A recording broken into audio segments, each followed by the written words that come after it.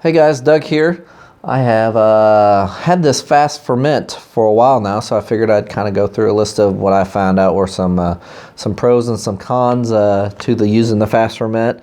And a lot of this is going to be in comparison to my old system that I was using, which was just glass carboys, which I think a lot of people use either glass or plastic carboys. So let's start off with the bad first.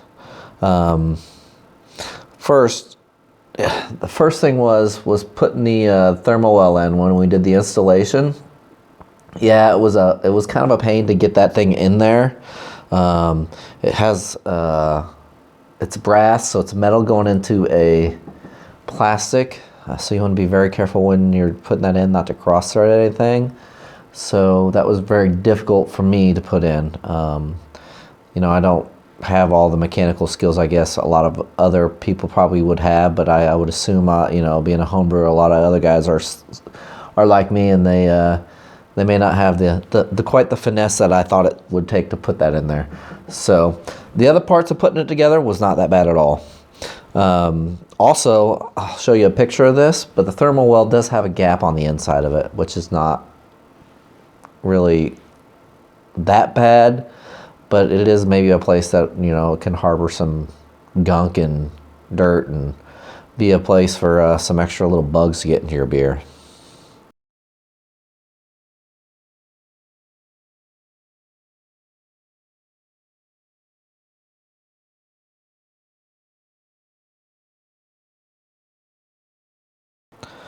The third thing that I have to complain about would be the hose that they ship with it.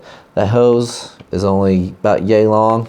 To me, that's not near long enough for a general use purpose for kegging. Yeah, maybe if you did use the wall mounts for that, but I got the stand with mine, and the hose tends to kink and has some problems with it.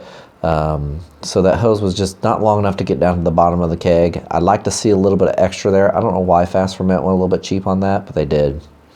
So as of right now, that is really the only cons that I found out on it. I know if you watch my kegging video, you'll notice I did get a lot of sludge. But if you watch a video that I'll have coming out on some tips and tricks, I took care of that issue. So yeah, I'm kind of happy with that. So as far as the pros go with this fermenter, first off, it is very, very, very, very easy for me to clean. If I see a little ring of krausen on there or something that didn't get taken care of by OxyClean, I can take a microfiber towel or something like that and just wipe the inside. I can get in there, I can make sure that this sucker is clean. The only place I cannot really do that with is this collection ball, but it's small enough and portable enough. I can bring it upstairs into the up in the kitchen, rinse it out in the sink, get what I need to get cleaned out with it.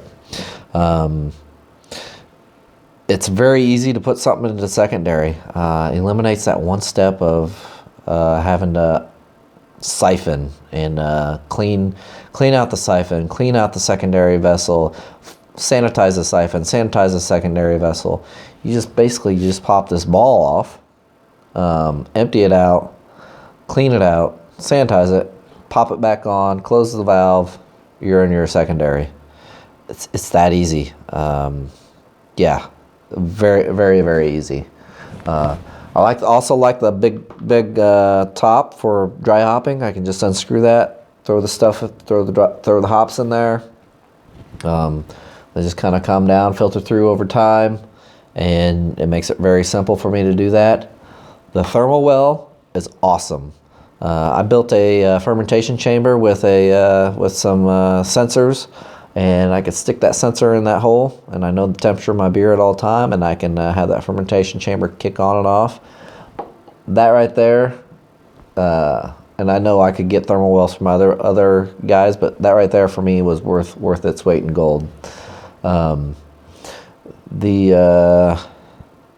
Other aspect of this is this guy is plenty large. Haven't had a blowout with them yet, and I've had some pretty vigorous sanitation or some pretty vigorous fermentation on there.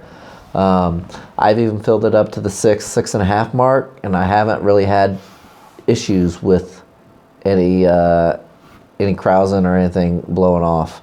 Also on here, I love the fact that it's marked, so you know what you're getting with the amount of work that you're putting in there. So that is the pros and the cons, I feel, with this guy. I'm sure there'll be some other pros and cons as I go along.